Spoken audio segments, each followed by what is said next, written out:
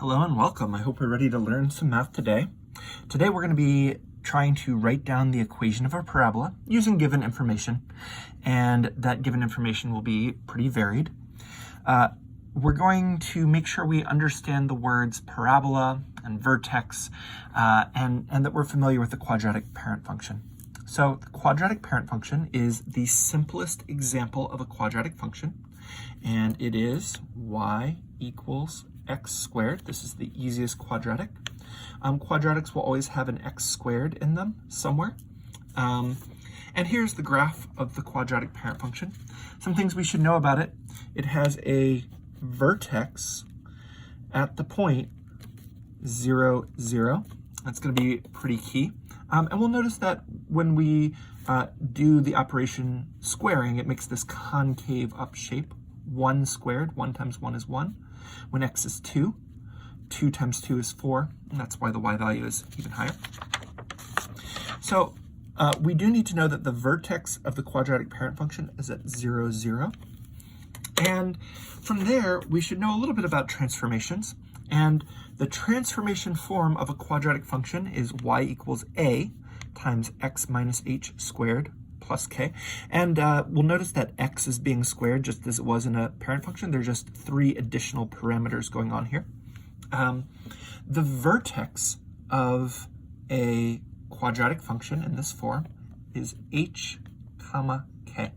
And this should make sense because we should recognize the transformations as what's going on inside of the quadratic function is a horizontal shift, either left or right, and that adding a k on the outside is a vertical shift, either up or down. And because the vertex of the quadratic was at 0, 0, if we do a shift to the left or right by h and a shift up or down by k, the new vertex will be at hk if we do a shift. So with that in mind, I'm going to give you a quick example. I think some numbers make it easier to understand.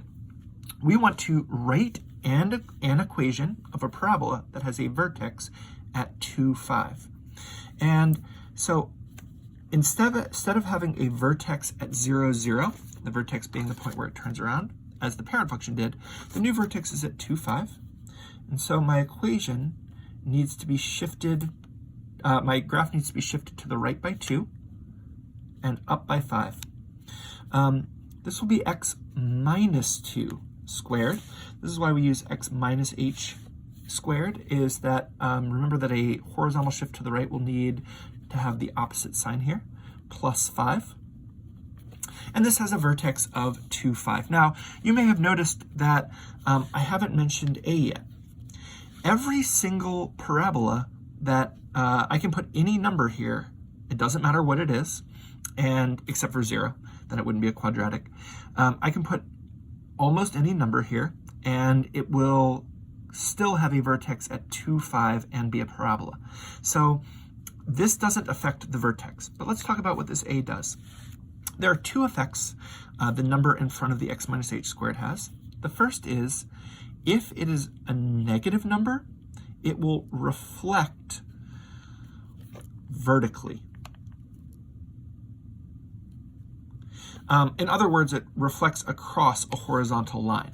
So if I graphed y equals negative x squared, the effect that has is to reflect it vertically, to reflect it across the line y equals 0. And instead of opening upwards, this parabola would now open downwards. And so the easiest way to think about it is that if the parabola opens down or is concave down, then we'll have to have a negative number in front of the x minus h squared.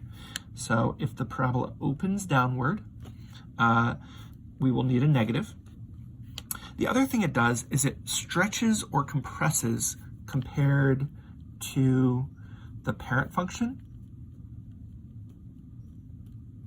And what that means is a vertical stretch happens when we multiply all of the y values compared to where they were. And so I'm going to just draw this on the same graph. This is y equals 2x squared. The vertex does not change, but every other y value gets multiplied by 2 from where it used to be. So instead of having a point at 1, 1, we're going to have a point at 1, 2 because the y value got multiplied by 2. Instead of having a point at 2, 4, that new one would be 2, 8. Because the y value of 2, 4 got multiplied by 2. And we call it stretching, because vertically stretching, because it's like you took the ends of that blue and pulled it upwards. You stretched it vertically. And that's the effect that multiplying by a number in front has. We'll talk about how to see that on a graph very easily in a minute. But for now, let's see if we can add on to this example where we had an equation with a vertex at 2, 5. What if we also know that the parabola opens downward? So it opens downward, and it's vertically stretched by a factor of 7 compared to y equals x squared.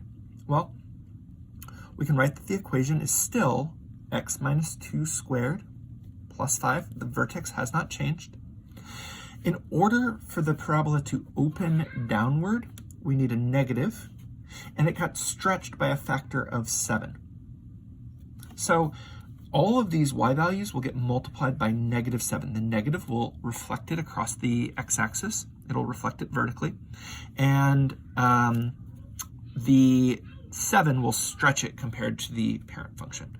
All right, so hopefully we feel okay about that. The next thing we're going to look at is on a graph. Here we have indirectly the information we were just using. We can see the vertex. The vertex is 3, 1, and we can see that this function is opening downwards. The question is, was it stretched or compressed? And what we're going to look for is, from the vertex, if we go to the right by 1, does this change by 1 or a different number? Because remember that 1 squared is 1, and so the parent function normally, when you do 1 squared, has a y change of 1 from the vertex. Any number this is stretched or compressed by would change what this number is. So in this case, we can see that the vertex is at 3, 1.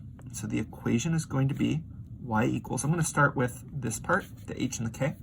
So it's shifted to the right by 3. So x minus 3, remember this is the opposite of what we might think it would be, squared, plus 1. So this is a shift to the right by 3. And up by 1 from the vertex of the parent function. And I can see that it was reflected vertically because it's opening downward, so I know I will need a negative in front. And the question is, was it stretched? And because 1 squared is just 1, it was not stretched or compressed. I've used the word compressed a couple of times. Compression would be if the number in front of here is less than 1, and then we would have a vertical change of a number less than 1. Let's look at this next one. So this is just y equals negative x minus 3 squared plus 1. This next example, we've got a parabola. I see that the vertex is at negative 1, 1. And this time I notice it opens upwards, but when I do 1 squared, normally that would be 1. However, this went up by 2. So when I go over by 1, it goes up by 2. And so I can tell this is stretched by a factor of 2. And the reason I know that is because normally I would expect, if it wasn't stretched, for 1 squared to be 1. 1 got multiplied by 2 to get to here. So I can take my vertex and my stretch and write out an equation. Y equals 2 times x plus 1 squared plus 1. Because the vertex is left by 1, we needed to do a horizontal shift left by 1. Because the vertex is up by 1 compared to the parent function, we needed to add 1 to make a vertical shift up. And because we noticed that the function was stretched by a factor of 2, we're going to put the 2 in front as a multiplier to multiply all those y values. All right, the last example we're going to look at is something that looks a little bit different. Here we have a table. And in this table, we aren't told what the vertex is. We aren't told what the stretch or compress factor is. So we need to do a little bit of thinking. So in this case, one thing I notice is I'm going to look at the y values, and I notice that 5 and 5 repeat. And because they're an equal distance away on the x-axis from 4, I know that my axis of symmetry is going to be, and I'm going to draw this here, because I saw that -2 had a y value of 5, and 0 had a y value of 5, I can almost visualize in my mind that this is the vertex here at x equals -1. So this, even though they didn't tell me it, this is the vertex, and I can tell that by noticing that the symmetric values are centered around x equals -1. The other thing I'm going to look for is if this is the vertex, when I did 1 squared, was it stretched or compressed? And I can see that it went up to both sides, and so there was no stretch or compression. This is just y equals, to make it shift to the left by 1, I'm going to do x plus 1 squared, and to shift up by 4, this makes my vertex at -1, 4, and I don't need a number in front because I can see from these points that the function opens upwards and is not stretched because 1 squared is 1 as it would be in the parent function. So this was an example of how I can use some additional information to find the vertex and find the stretch and compress. Oftentimes, rewriting a table as a graph can give us some additional information. The last thing we're going to look at is what happens if